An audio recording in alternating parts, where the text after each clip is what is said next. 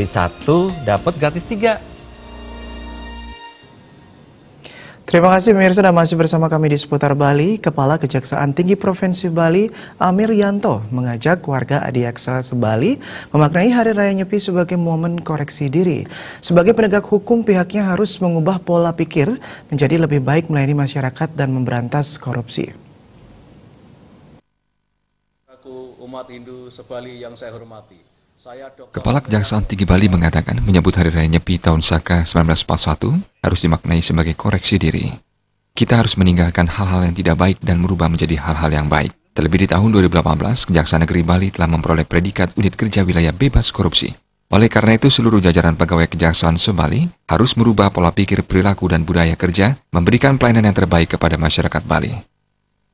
Momentum Hari Raya Nyepi ini bagi warga Adiaksa Sebali harus kita maknai untuk lebih meningkatkan pelayanan kepada masyarakat. Karena apa? Karena pada tahun 2018, Kejaksaan Tinggi Bali dan Kejaksaan Negeri Gianyar telah memperoleh predikat Unit Kerja Wilayah Bebas Korupsi, dan untuk menuju kepada Unit Kerja Wilayah Birokrasi Bersih dan Melayani.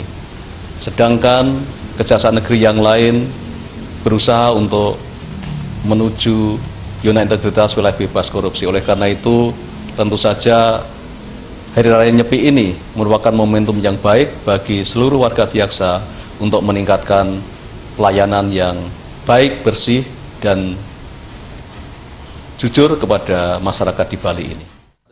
Diharapkan melalui catur berata penyepian, semua komponen masyarakat Bali mampu merubah pola pikir ke arah yang positif, sehingga tercipta suasana yang kondusif dalam menyambut tahun politik.